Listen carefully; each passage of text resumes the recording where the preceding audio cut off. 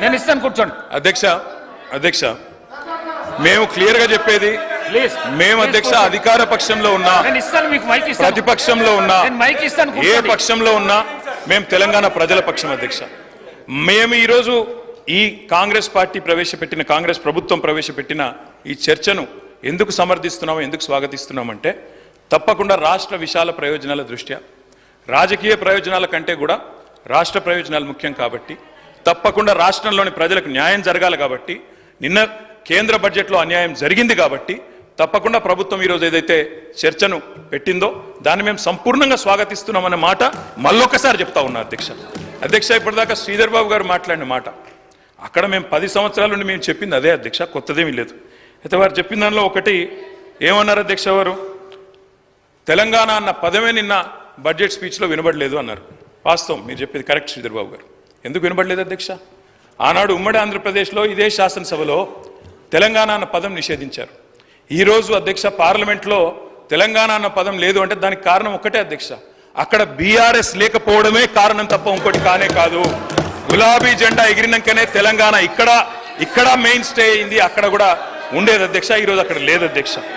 కేంద్ర బడ్జెట్ చూసినాక ఇలా తెలంగాణ ప్రజలు ఏమనుకుంటున్నారంటే అధ్యక్ష, చాలా స్పష్టంగా లెక్కలు తప్పినాయి అధ్యక్ష.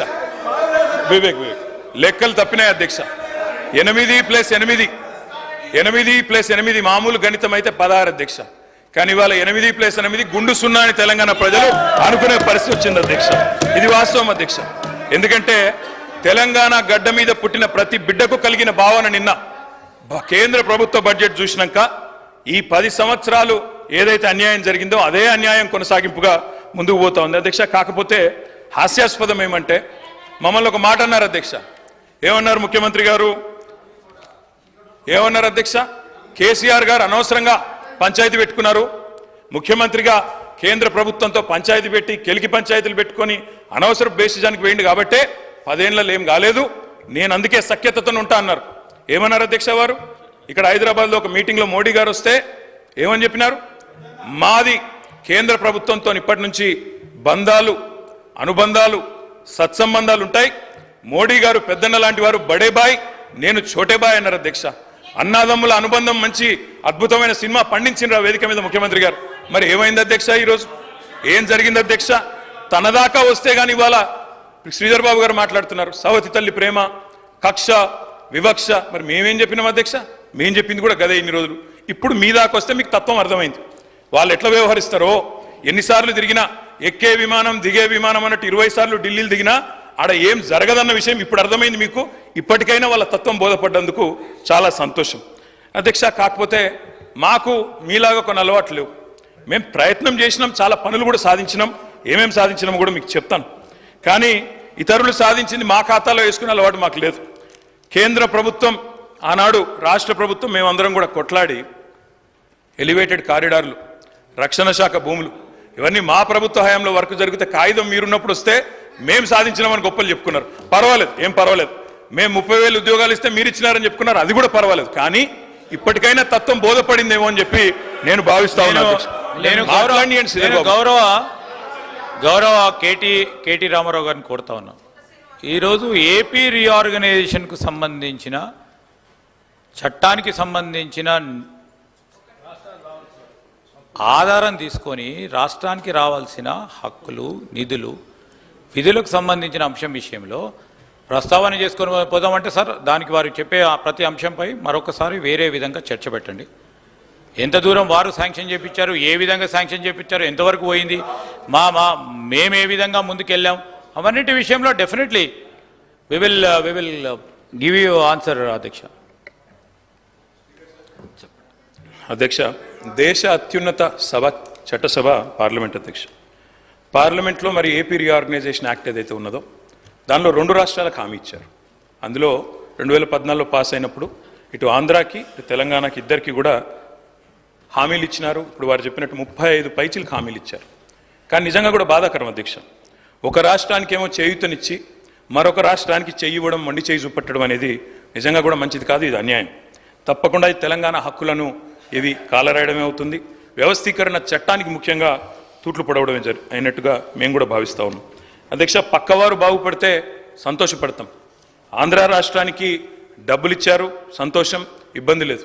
కానీ మనకి ఇవ్వలేదు అనే బాధ మాత్రం ఇవాళ తెలంగాణలోని ప్రతి బిడ్డలో కూడా ఉన్నది అధ్యక్ష. ముఖ్యంగా కొట్లాడి తెచ్చుకున్న తెలంగాణలో ఇంత చిన్న చూపా కొట్లాడి తెచ్చుకున్న తెలంగాణ మీద అనే ఒక బాధ తప్పకుండా ఉన్నది అధ్యక్ష. అధ్యక్ష, తెలంగాణ హక్కులను ఎవరు హరించినా, ఎవరు ఇబ్బంది పెట్టినా తెలంగాణ ప్రయోజనాల విషయంలో తప్పకుండా వారి మెడలు వంచే బాధ్యత మరి తెలంగాణ కోసమే పుట్టిన పార్టీగా, తెలంగాణ గడ్డ మీద పుట్టిన పార్టీగా బీఆర్ఎస్ పార్టీ అనే మాట నేను మళ్ళొకసారి గుర్తు చేస్తా ఉన్నా అధ్యక్ష. అధ్యక్ష, కేసీఆర్ గారి పోరాట పటిమ గురించి చెప్పాల్సి వస్తే, మేము చేసిన కార్యక్రమాల గురించి చెప్పాల్సి వస్తే, 10 సంవత్సరాలు కేంద్రం మీద మేము చేసిన ప్రయత్నాల గురించి చెప్పాల్సి వస్తే, రాసుకుంటే రామాయణం అంతా, చెప్పుకుంటే భారతం అంతా అని అంత కథ ఉంది అధ్యక్ష. కానీ కొన్ని మాత్రం తప్పకుండా మీ దృష్టికి తీసుకొని రావాల్సిన బాధ్యత మా మీద ఉన్నదని నేను భావిస్తా ఉన్నా అధ్యక్ష. అధ్యక్ష, మొట్టమొదట రాష్ట్రం ఏర్పడ్డదో లేదో ఇంకా అప్పటికి ముఖ్యమంత్రిగా కేసీఆర్ గారు ప్రమాణ స్వీకారం కూడా చేయలేదు. చీఫ్ మినిస్టర్ డెసిగ్నేట్గా ఉన్నారు. 7 మండలాలు తెలంగాణకు సంబంధించి అన్యాయంగా ఒక ఆర్డినెన్స్ ద్వారా మరి ఆనాడు పోలవరంలో ముంపులో భాగంగా ఆంధ్రాలో కలిపితే మొట్టమొదటగా స్పందించింది, రాష్ట్ర బంధుకు పిలుపునిచ్చింది, ఆనాడు అప్పటి కేంద్ర ప్రభుత్వాన్ని వ్యతిరేకించింది మా పార్టీ అధ్యక్ష. ఆనాడు ఇంకా ప్రభుత్వం ఏర్పాటు చేయకపోయినా కొట్లాడింది మేము అధ్యక్ష. అధ్యక్ష, ఇది సెప్టెంబర్ 7, 2014. ఆనాడు కేసీఆర్ గారు మరి ప్రధానమంత్రి గారిని కలిసి తెలంగాణ రాష్ట్రానికి ప్రత్యేక ప్యాకేజ్ ఇవ్వండి, ప్రత్యేక హోదా ఇవ్వండి, ఆంధ్ర అడుగుతున్నది, మాకు కూడా స్పెషల్ స్టేటస్ ఇవ్వండి అని అడిగిన ప్రెస్ క్లిప్పింగ్ అధ్యక్ష. అధ్యక్ష, ఒక్కసారి కాదు అధ్యక్ష, 1,15,667 కోట్లు మా రాష్ట్రానికి ఇవ్వండి అని చెప్పి ముఖ్యమంత్రిగా అన్నాడు కేసీఆర్ గారు. ఇది సెప్టెంబర్ 16, మన 2016 ఫిబ్రవరి 12 అధ్యక్ష. అధ్యక్ష, ఒకటి కాదు అధ్యక్ష, ఇట్లా ఎన్నో సందర్భాలు. ఇక 2015లో అధ్యక్ష మళ్ళీ కలిసిన ఫోటోలు. అదేవిధంగా ఒక్కసారి కాదు అధ్యక్ష, ఎక్కని కొండలేదు మొక్కని బండలేదు అన్నట్టు ప్రతి విషయంలో, ప్రతి ప్రాజెక్టు విషయంలో కేంద్ర ప్రభుత్వం దగ్గరికి పలుమార్లు పోయినాం అధ్యక్ష. పోయి కొన్ని సాధించినాం, కొన్ని సాధించలేకపోయాం, రకరకాల ప్రయత్నాలు చేసినాం. వివక్షాపూరితమైన వ్యవహారం చేసినప్పుడు ముఖ్యంగా సిఏఏ, ఎన్పిఆర్, ఎన్ఆర్సీ లాంటి విషయంలో తెలంగాణ శాసనసభలోనే తీర్మానం పాస్ చేసినాం అధ్యక్ష.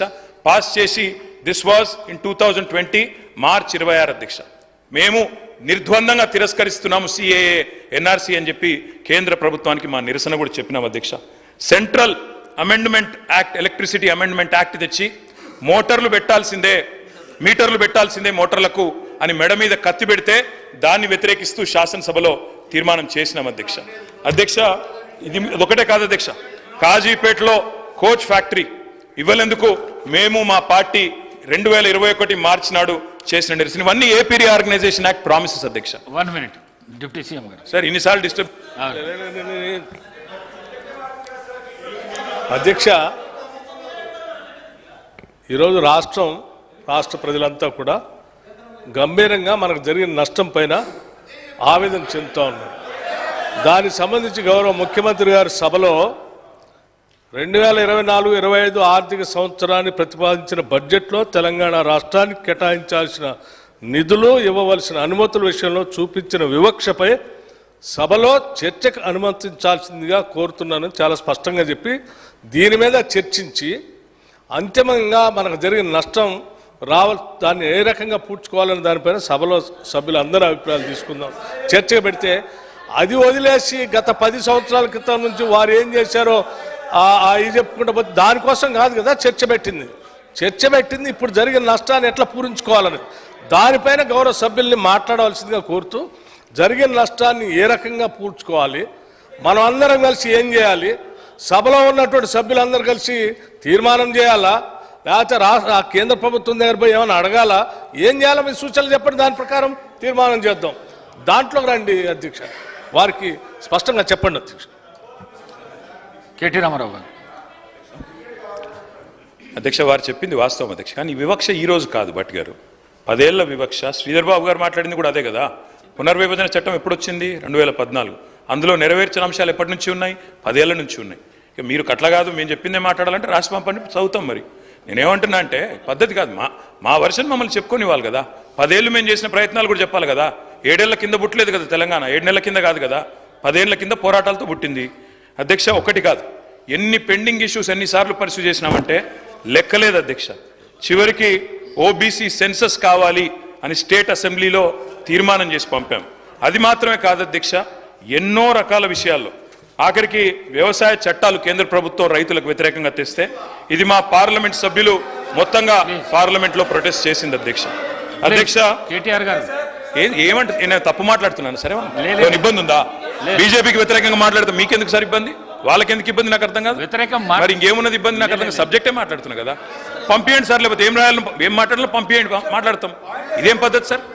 ఏం మాట్లాడాలో కూడా మీరే చెప్తారా? ఏం మాట్లాడాలో మీరే చెప్తారా సార్? టూ మచ్ ఇది sir. I'm a senior member, నేను 5 సార్లు గెలిచి వచ్చినోడిని, నాకు ఏం మాట్లాడాలో తెలుసు, హౌస్లో ఎలా ఉండాలో తెలుసు. ఈ రకంగా డిక్టేట్ చేయడం కరెక్ట్ కాదు ట్రెజరీ బెంచెస్ మాకు.